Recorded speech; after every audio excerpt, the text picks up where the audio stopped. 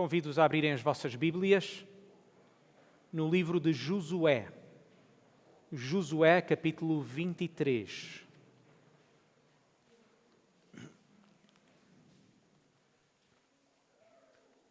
Josué, capítulo 23. E mesmo sentados vamos ouvir a leitura da palavra de Deus.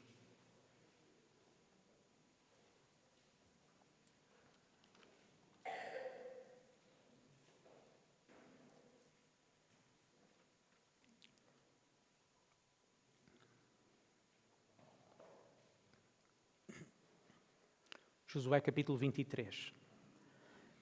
E sucedeu que, muitos dias depois que o Senhor dera repouso a Israel de todos os seus inimigos em redor, e Josué já era velho e entrado em dias, chamou Josué a todo o Israel, aos seus anciãos e aos seus cabeças, e aos seus juízes e aos seus oficiais, e disse-lhes: Eu já sou velho e entrado em dias. E vós já tendes visto tudo quanto o Senhor vosso Deus fez a todas estas nações por causa de vós, porque o Senhor vosso Deus é o que pelejou por vós. Vedes aqui que vos fiz cair em sorte às vossas tribos, estas nações que ficam desde o Jordão, com todas as nações que tenho destruído até ao grande mar para o pôr do sol. E o Senhor vosso Deus as impelirá de diante de vós e as expelirá de diante de vós, e vós possuireis a sua terra, como o Senhor vosso Deus vos tem dito. Esforçai-vos, pois, muito, para guardares e para fazeres tudo quanto está escrito no livro da lei de Moisés, para que dele não vos aparteis, nem para a direita, nem para a esquerda, para que não entreis a estas nações que ainda ficaram convosco, nem dos nomes dos seus deuses façais menção, nem por eles façais jurar, nem os sirvais, nem a eles vos inclineis. Mas ao Senhor vosso Deus vos achegareis, como fizeste até ao dia de hoje.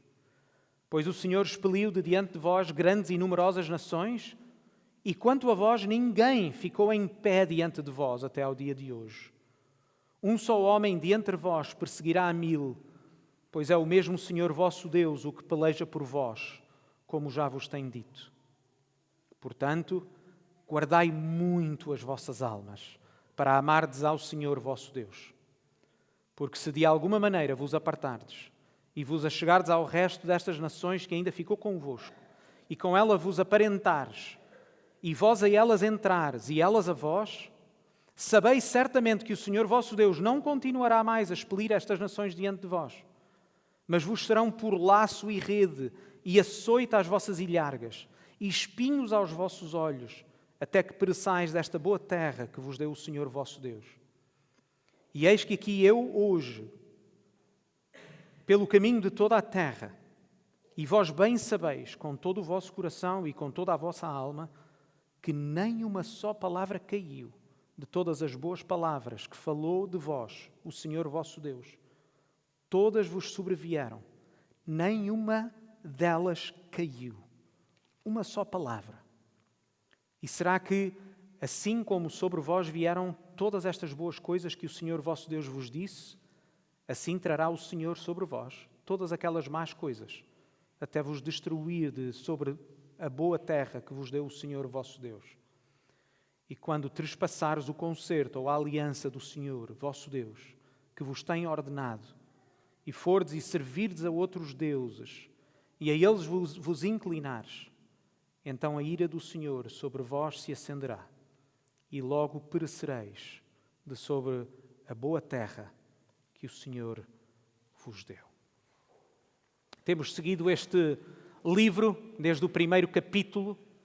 Temos visto como esta narrativa culmina na conclusão que nós lemos no capítulo 21.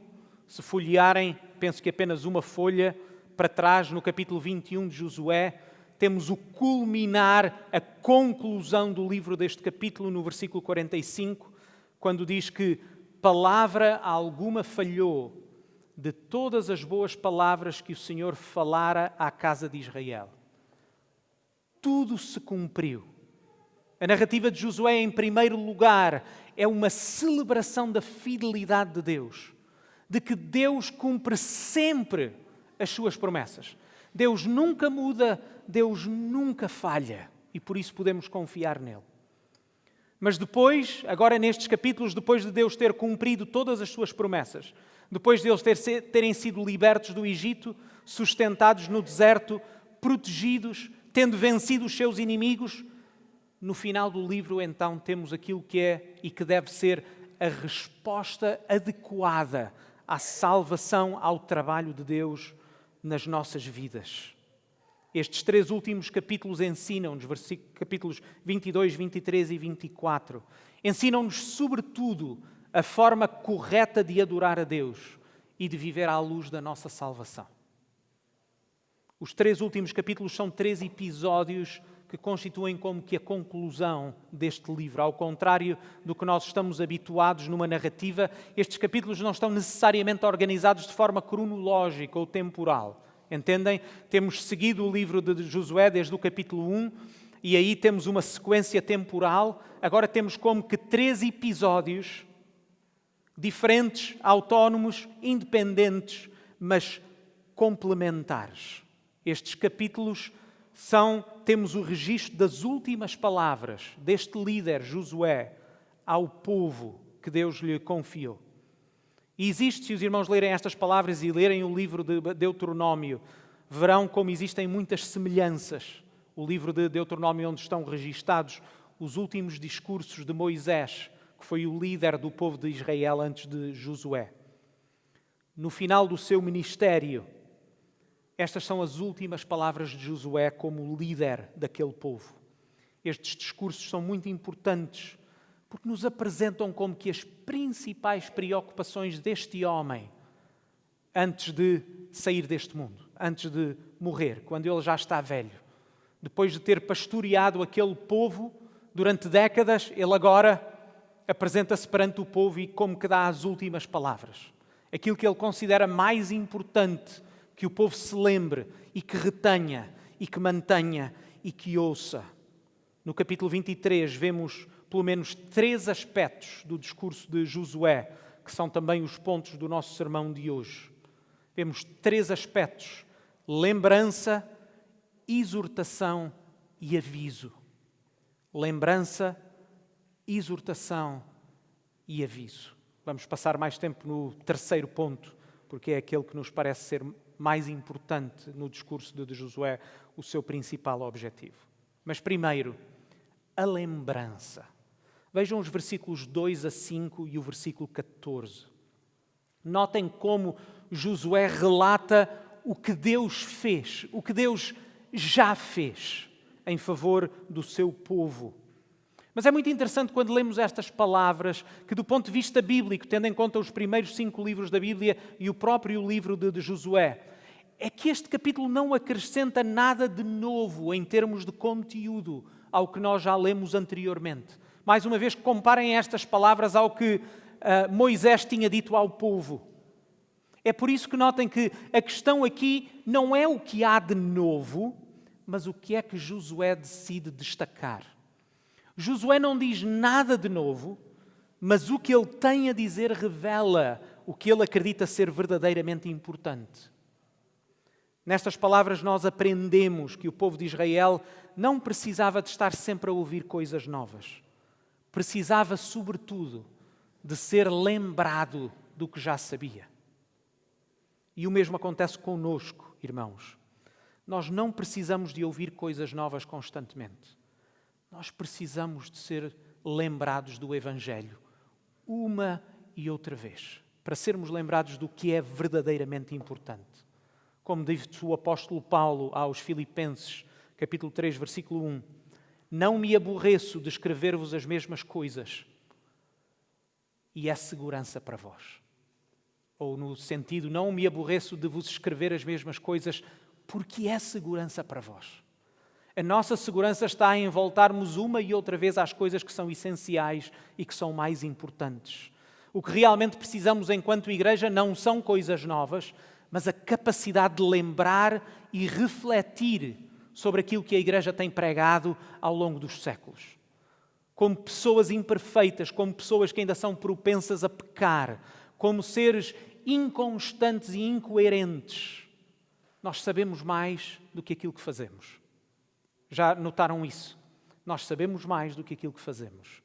Por isso nós precisamos de voltar constantemente ao essencial e nunca ter aquele tipo de atitude orgulhosa e aborrecida.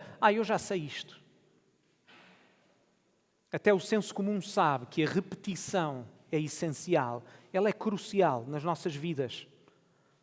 Não é a repetição um dos principais aspectos da educação, tanto em termos de formação académica como de disciplina? Pensem, como é que um currículo de uma disciplina é organizado ou desenvolvido corretamente? Nós aprendemos um conceito, nós colocamos esse conceito em prática e depois repetimos-lo até sabemos verdadeiramente. E depois fazemos o quê? Aprendemos um novo conceito, colocamos-lo em prática e repetimos com base do que nós sabíamos anteriormente. É ou não assim que todos os currículos académicos são construídos? Certo? Nós precisamos de continuar a praticar o que já sabemos. Caso contrário, acontece o quê? Esquecemos. Quantas coisas nós aprendemos na escola que sabíamos tão bem, mas porque não praticamos e não lembramos, passados 20 e 30 anos já não nos lembramos. A repetição é essencial, ela é crucial na formação académica, mas ela também é essencial para a disciplina. Nós, pais, não experimentamos a realidade da repetição constantemente? Porquê é que nós repetimos tantas vezes as mesmas coisas aos nossos filhos? Porque os nossos filhos têm tendência para se esquecer dessas coisas. Certo? Porque os nossos filhos têm tendência para desobedecer. E o mesmo acontece a nós enquanto filhos de Deus. O que é que nós precisamos do nosso Pai Celeste? A repetição. Precisamos de ser recordados das mesmas verdades. A palavra de Deus usa a repetição como um dos estilos de escrita mais comuns e nós devemos aprender com as Escrituras. Especialmente numa cultura sedenta de novidades. A Igreja Cristã continua a insistir nas mesmas verdades, uma e outra vez. A repetição por meio da lembrança é um aspecto central na educação cristã.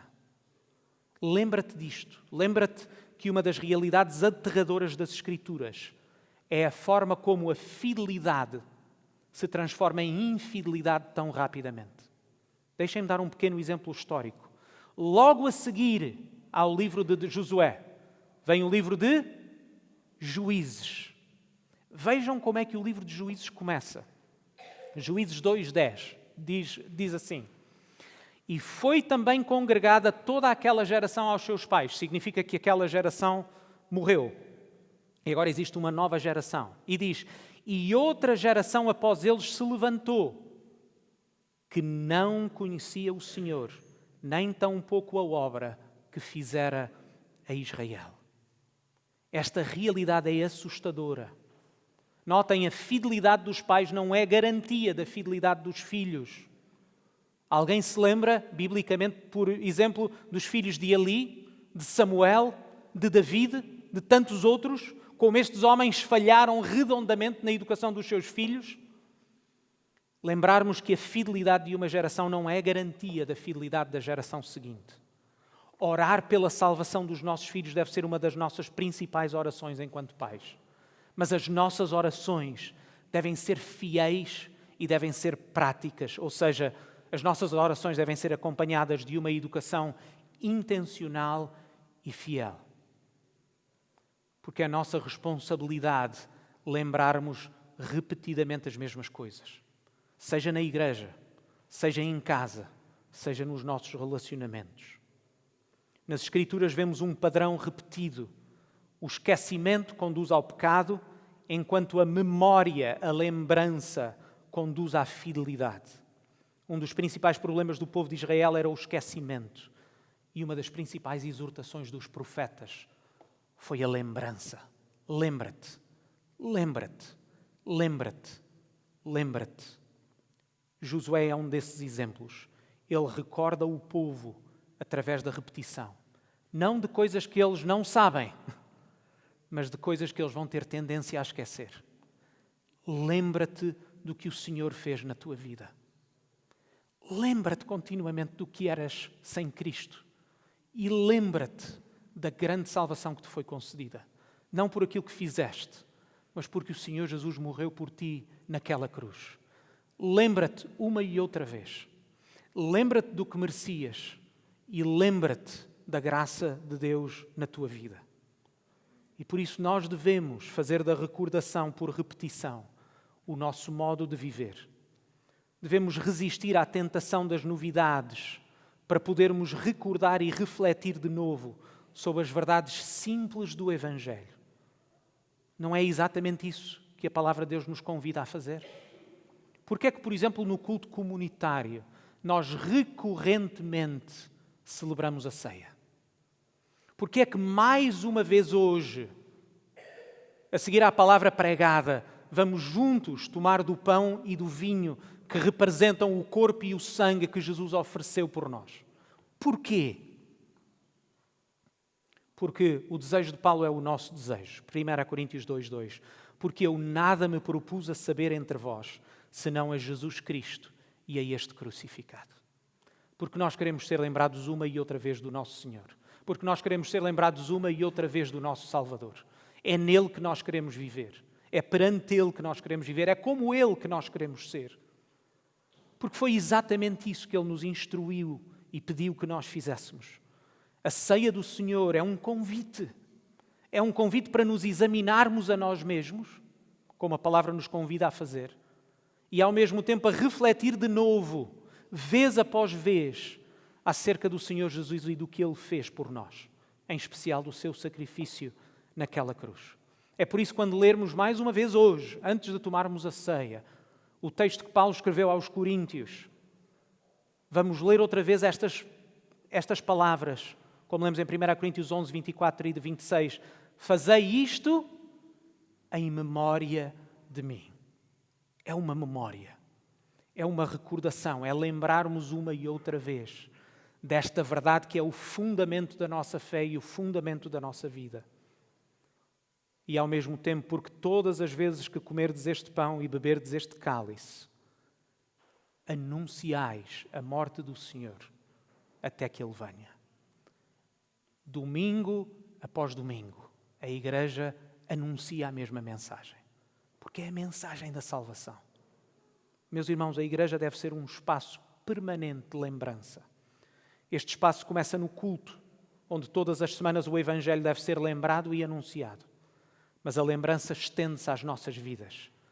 Nos lares, onde o Evangelho deve ser lembrado constantemente, nas nossas amizades com os nossos irmãos, onde nos lembramos mutuamente da fé, do Senhor, da esperança que nos une. Meus queridos irmãos, façamos da lembrança uma disciplina diária. Número 2, exortação. Vejam os versículos 6 a 11. Exortação. Deixem-me começar por fazer uma pequena comparação entre a exortação deste capítulo e a exortação do capítulo anterior. Vejam o versículo 6 deste capítulo, Josué 23. Diz assim, Josué: esforçai-vos, pois, muito para guardardes e fazeres tudo quanto está escrito na lei de Moisés, para que dela não vos aparteis, nem para a direita, nem para a esquerda. O que é que Josué os tinha exortado no capítulo anterior? Vejam o capítulo 22, versículo 5. Tão somente, tende cuidado de guardar com diligência o mandamento e a lei que Moisés, o servo do Senhor, vos mandou, que ameis ao Senhor vosso Deus e andeis em todos os seus caminhos e guardeis os seus mandamentos e vos achegueis a Ele e o sirvais com todo o vosso coração e com toda a vossa alma. Como é que o livro de Josué tinha de começado?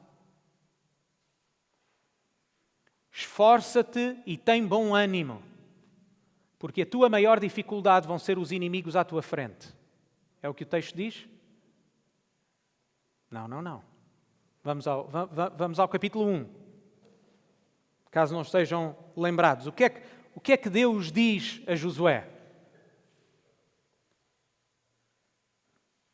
Versículo 7. Vejam como a preocupação de Deus para com Josué é a preocupação de Josué, o pastor, para com aquele povo. Tão somente, Josué 1,7, tão somente esforça-te e tem muito bom ânimo para teres o cuidado de fazer conforme toda a lei que o meu servo Moisés te ordenou. Alguma novidade? Não, o mandamento é o mesmo. No sermão passado, em Josué, afirmamos que o nosso primeiro dever é amar a Deus. De que tudo o resto, os outros aspectos da nossa devoção devem decorrer, devem ser uma consequência do nosso amor a Deus. É claro que nós sabemos, ou deve ser claro, que nós sabemos que amamos a Deus como? Nós sabemos que amamos a Deus se guardarmos os seus mandamentos. 1 João 5,3. Certo? No entanto, notem isto, biblicamente, o amor é o objetivo final e é a nossa única base para a verdadeira obediência. Aprendemos nas Escrituras que alguém pode procurar obedecer a Deus sem amor, mas que não pode amar a Deus sem procurar obedecer. Consegues compreender isto? Repito, podes procurar obedecer a Deus sem o amar, mas não é possível dizer que o amas se não lhe obedeces. Lembras-te das palavras duras de Jesus aos fariseus? Lemos em Mateus 23, 27 e 28. Ai de vós, escribas e fariseus, hipócritas, pois que sois semelhantes aos sepulcros caiados, que por fora realmente parecem formosos, mas interiormente estão cheios de ossos de mortos e de toda a imundícia. Assim também vós, exteriormente pareceis justos aos homens, mas interiormente estáis cheios de hipocrisia e de iniquidade. A obediência superficial pode ocorrer sem amor. Nós podemos enganar até pessoas com a nossa suposta obediência. Os fariseus tinham as suas vidas caiadas, pintadas de branco, pareciam bonitas por fora, mas dentro estavam cheias de podridão. Porquê que isto é importante? Porque o foco é o coração, não é a obediência superficial. Nós tornamo-nos naquilo que amamos. Nós tornamo-nos naquilo que verdadeiramente adoramos. Mas, por outro lado, lembrem-se, irmãos, o amor não pode ocorrer sem obediência. Vejam como o amor, biblicamente, ele é tão abrangente. Lembrando a forma como é colocado no capítulo 22, que nos diz, com todo o teu coração, com toda a tua alma. Como lemos em Deuteronômio 6,5, com todo o teu coração, com toda a tua alma, com todas as tuas forças. Quando o Senhor Jesus cita exatamente este texto, o nosso Senhor Jesus diz, com todo o teu coração, com toda a tua alma, com todo o teu entendimento. O que é que estas palavras significam? Significam que somos chamados e devemos amar a Deus com tudo o que somos. Que o nosso amor deve ser completamente dedicado a Deus. Que o nosso coração, que a nossa mente, que a nossa alma não podem estar divididos entre Deus e outras coisas. Deus não pode ser simplesmente a pessoa mais importante na nossa vida. Ele tem que ser o foco e a devoção da nossa vida, porque Ele é digno da nossa devoção e da nossa vida. Foi Ele que nos criou. Foi Ele que nos salvou para si mesmo. Lembremos a maior representação de amor, a maior referência de amor que este mundo alguma vez viu, o Senhor Jesus. Quando fala sobre a sua própria representação de amor, e lemos em João 15, 12 e 13, o meu mandamento é este, que vos ameis uns aos outros, assim como eu vos amei. Ninguém tem maior amor que este, de dar a alguém a sua vida pelos seus inimigos. E Jesus representou este amor de forma perfeita quando Ele se ofereceu naquela cruz. Mas lembra-se que foi ainda mais do que este tipo de amor. Porque Jesus não apenas morreu pelos seus amigos, Jesus morreu pelos seus inimigos. Ouçam as palavras do apóstolo Paulo em Romanos 5, 7 e 8. Porque apenas alguém morrerá por um justo, pois poderá ser que pelo bom alguém ouse morrer. Mas Deus prova o seu amor para conosco, em que Cristo morreu por nós, sendo nós ainda pecadores. Quando nós não queríamos saber de Deus, quando nós ainda vivíamos em desobediência, o Senhor Jesus morreu por nós. É por isso que Paulo diz aos Coríntios, 2 Coríntios 5, 14, 15 e 17, porque o amor, a quem realmente compreende este amor, a quem realmente compreende aquilo que Jesus fez no nosso lugar, porque o amor de Cristo nos constrange. Sabendo nós isto, que se um morreu por todos, logo todos morreram. E ele morreu para que os que vivem não vivam mais para si mesmos, mas para aquele que por eles morreu e ressuscitou. Entendem, irmãos? Quando compreendemos verdadeiramente o amor de Deus, é este amor que toma conta do nosso ser. É este amor que nos constrange, que ocupa o nosso coração e os nossos afetos e que molda toda a nossa vida. É este amor que nos dá a compreensão de que Ele se entregou por nós, para nós morrermos para a nossa velha vida. Porque Ele ressuscitou para nos dar uma nova vida. Uma nova vida em que nós não mais vivemos para nós próprios, mas que nós vivemos para Ele, que por nós morreu e ressuscitou.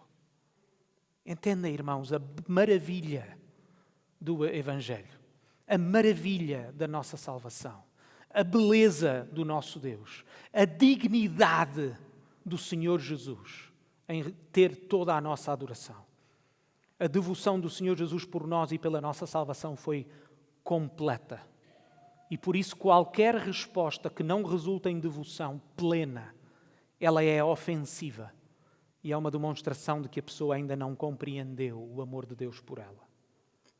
Meus irmãos, a igreja deve ser um espaço permanente de exortação a uma vida santa, a uma vida devotada, a uma vida consagrada, a uma vida de obediência, porque essa é a resposta apropriada ao Evangelho. O nosso objetivo é sermos como Jesus e até sermos todos perfeitamente como Jesus. A nossa responsabilidade é exortarmos-nos uns aos outros. A quê? Ao amor e às boas obras. Não é isso que a Bíblia nos ensina? Não deixemos de nos congregar, Hebreus 10, como é costume de alguns. Antes, façamos o quê? Exortemo-nos, admoestemo-nos uns aos outros, ao amor e às boas obras. Número 3, o aviso. Vejam os versículos 12 e 13, 15 e 16. O aviso é o objetivo principal do discurso de Josué. É um pastor preocupado. Josué é como um pai preocupado com os seus filhos. Um pastor que procura proteger o seu rebanho. Mas agora, sinceramente, quantos de nós gostam de ser corrigidos ou avisados?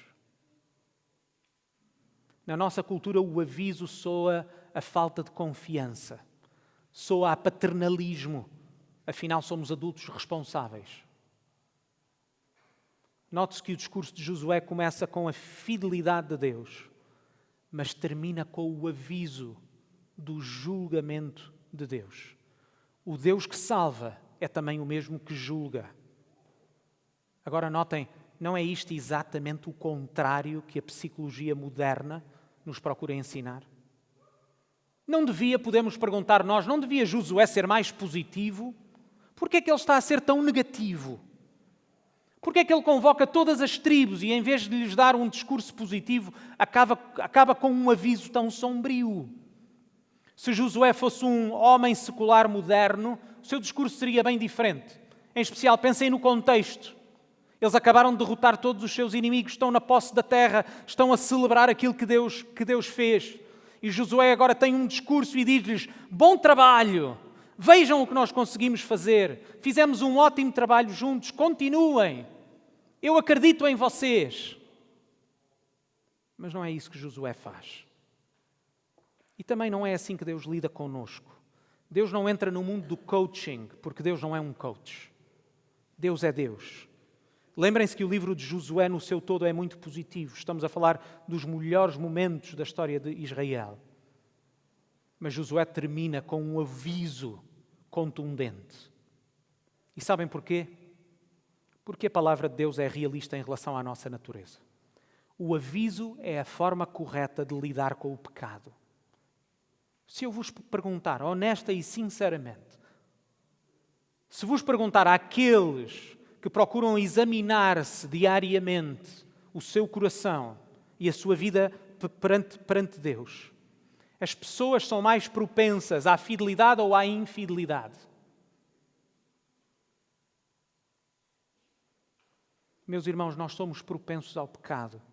É verdade que nós temos um novo coração. Deus deu-nos uma nova natureza, mas o pecado ainda é muito atraente. Nós precisamos ter consciência e reconhecer isto. O nosso objetivo é a santificação. O que é que isto significa? Significa que o nosso objetivo é mortificar o pecado na nossa vida e crescer à semelhança do Senhor Jesus. Mas para que isto aconteça, nós precisamos ter a capacidade de discernir os nossos pecados. Nós precisamos de ter a capacidade de estar atentos à tentação. E é por isso que nós precisamos de ser avisados. O aviso é uma demonstração de amor. Não para ficarmos, de certa maneira, deprimidos face à nossa condição. Não, para sermos lembrados uma e outra vez de olharmos para o Senhor Jesus. Esta verdade pode e deve ser aplicada à educação cristã. Pais, cuidado com esta nova filosofia de uma educação baseada no elogio. A consequência infeliz deste tipo de educação é que os nossos filhos podem estar a crescer com um maior sentido do quão são bons, em vez de crescerem a aprender a saber como Deus é bom. Pais, tenham cuidado para não fazer com que os vossos filhos acreditem que eles são melhores do que a Bíblia diz que eles são. Entendem, irmãos? Não deixemos que a nossa cultura molde a forma como comunicamos com os nossos filhos. A sua maior necessidade não é saberem o quão bons são, é saberem o quão bom o Senhor Jesus é. Devemos aprender com Deus e com a sua palavra sobre a forma correta de educar os nossos filhos, porque o nosso Pai Celestial não faz do elogio ou da lisonja a principal forma de nos ensinar ou encorajar. E não existe Pai mais amoroso do que o nosso Deus. No entanto, o elogio não faz parte da sua forma principal de comunicar conosco. Pais, os nossos filhos não são naturalmente bons. Eles são pecadores. Eles precisam de se arrepender. E por isso eles não precisam, mais uma vez, de saber quão bons são. Mas quanto necessitam do Senhor Jesus, que é supremamente bom. E agora entendam que eu não quero dizer com isto que nós não devemos encorajar os nossos filhos. Nós podemos e devemos encorajar os nossos filhos. O que eu quero dizer é que a educação cristã deve levar os nossos filhos a Deus e ao Senhor Jesus. Não a si mesmos e à sua bondade. Porque se eles crescerem a ouvir elogios constantemente e o quão bons eles são, quem os vai convencer que eles são pecadores e precisam de se arrepender? Quem vai convencê-los de que necessitam do Senhor Jesus? Quem vai convencê-los que eles ainda estão mortos nos seus pecados? O nosso Deus usou repetidamente avisos para lidar com o seu povo. E o aviso é uma preocupação amorosa.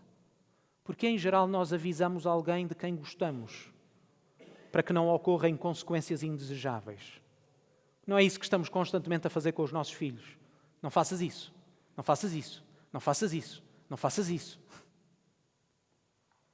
No entanto, é comum que os que estão a ser avisados não sintam necessidade de tal aviso. Certo? Mais uma vez, não é isso que acontece com os nossos filhos.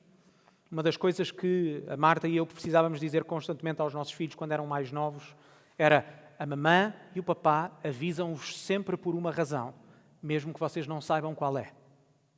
Mesmo que não saibam, existe uma razão pela qual nós estamos a dizer: não faças isso. Ou quando fizeram alguma coisa que não deviam e depois sofrem as consequências, nós dizíamos: isto é uma lição para que saibas que quando papai e a mamãe te avisam de uma coisa, é porque essa coisa pode ter consequências. Como filhos de Deus, quantas vezes agimos exatamente da mesma forma? Não queremos ser avisados. Achamos que somos responsáveis o suficiente. Quantas vezes as pessoas se queixam dos mandamentos de Deus, achando que Deus está a ser demasiado severo com elas? Quantas vezes ouvimos no evangelicalismo moderno a ideia de que Deus quer que eu seja feliz? Deixem-me dar-vos um paralelo claro e simples, diretamente do nosso texto. Tanto através de Moisés como depois através de Josué, foi ordenado ao povo de Israel que não casasse com pessoas de outras nações. Vejam os versículos 7 e 8 deste capítulo. Avisa-os desta forma: para que não entreis a estas nações que ainda ficaram convosco, e dos nomes dos seus deuses não façais menção, nem por eles façais jurar, nem os sirvais, nem a eles vos inclineis, mas ao Senhor vosso Deus vos achegareis, como fizeste até ao dia de hoje. Pois o Senhor expeliu de diante de vós grandes e numerosas nações, e quanto a vós, ninguém ficou em pé diante de vós até ao dia de hoje. Versículos 12 e 13. Porque se de alguma maneira vos apartardes e vos achegardes ao resto destas nações que ainda ficou convosco, e com elas vos apartares, e vós a elas entrares e elas a vós, sabeis certamente que o Senhor vosso Deus não continuará mais a expelir estas nações diante de vós. O mandamento era claro, o mandamento era explícito, e notem a razão, que já mencionámos isto anteriormente, que a razão não era étnica. Ok, irmãos? A razão que Deus deu ao povo não casem com as outras nações, que é para permanecerem etnicamente puros. Nunca foi essa a razão. Lemos na palavra de Deus que o povo que sai do Egito é um povo misturado. É o povo de Israel, mas já com outras nações misturadas. A questão nunca foi étnica. A questão sempre foi o quê? Moral. Não casem com outras nações. Porquê? Porque vão vos levar a afastar-se de mim. Não casem com outras nações, porque vão levar-vos à idolatria. Sempre uma questão moral. Agora a pergunta é esta: qual foi a principal ou uma das principais razões para a desobediência de Israel? Para a destruição e para o seu exílio? Não foi exatamente este aviso? Foi exatamente este aviso. Eles juntaram-se a outras nações, tornaram-se idólatras, afastaram-se de Deus com todas as consequências do seu pecado. É por isso, irmãos, que se faz a pergunta hoje: porque é que então tantos cristãos continuam a ser tão atraídos a casarem com não cristãos quando a Bíblia é tão explícita? 2 Coríntios 6, 14 a 16. Não vos prendais a um jugo desigual com os incrédulos. Pois que sociedade tem a justiça com a iniquidade? Ou que comunhão tem a luz com as trevas? Que acordo tem Cristo com Belial? Ou que parte partilha um crente com um incrédulo? Que acordo tem o templo de Deus com os ídolos? Pois nós somos o templo do Deus vivo. Como Deus disse: farei a minha morada entre eles e andarei no meio deles. Serei o seu Deus, eles serão o meu povo. Meus queridos irmãos, o mandamento continua o mesmo. Ele não é étnico, ele é moral. Porque devemos casar com aqueles que têm os mesmos princípios de vida. Porque queremos casar e unir-nos como uma só carne, a quem procura amar Deus de todo o seu coração, de toda a sua alma, de todo o seu entendimento. Porque queremos ter uma vida completamente consagrada. Mais uma vez, no entanto, se nos lembrarmos da história dos israelitas, foi exatamente isto que aconteceu com as suas consequências. Tudo isto para dizer, irmãos, os avisos, embora incómodos para nós, são necessários e desejáveis. Porque Deus é um bom Pai que quer o melhor para nós. Ou dito de outro modo, se nós estivéssemos sempre conscientes do perigo, não havia necessidade para o aviso. Entendem? Porque é que temos sinais, em alguns locais, a dizer perigo, aviso, perigo de derrocada? Porquê? Se todos já soubessem, que necessidade haveria daquele sinal, daquele aviso? Nós precisamos de ser avisados, exatamente porque muitas vezes estamos distraídos, porque muitas vezes nos esquecemos, porque muitas vezes precisamos de ser lembrados das consequências das nossas ações. Mas as pessoas tendem a ignorar os avisos porque o orgulho humano resiste aos avisos. Já alguma vez te apercebeste que as pessoas mais desorientadas na vida são muitas vezes as mais orgulhosas? Este é um aspecto recorrente no ministério pastoral. As pessoas que mais precisam de ajuda e orientação Aquelas que são menos exemplo de vida são muitas vezes as que mais desprezam a orientação e estão prontas para ensinar os outros como devem conduzir as suas vidas. É por isso que, biblicamente, quem ensina na igreja é aquele que primeiramente já provou ser um exemplo na sua carreira de fé. Exatamente porque deve ser por exemplo. As pessoas mais sábias são aquelas que ouvem os conselhos e estão prontas para serem exortadas, corrigidas, advertidas. O mesmo acontece com o nosso Pai Celestial. Ele avisa-nos porque nós precisamos de ser avisados. Desprezar os avisos, seja porque achamos que não são necessários ou porque pensamos que já sabemos, é culpar Deus por nos avisar sem razão. O cuidado amoroso de Deus como Pai que nos amou, que ofereceu o seu Filho único por nós, é aquele que nos continua a avisar. Nas palavras que nós já lemos hoje em Hebreus capítulo 3, versículos 12 a 15. Vede, irmãos, e esta é uma exortação comunitária para a igreja, para nos ajudarmos uns aos outros. Vede, irmãos, que nunca haja entre vós um coração mau e infiel para se apartar do Deus vivo.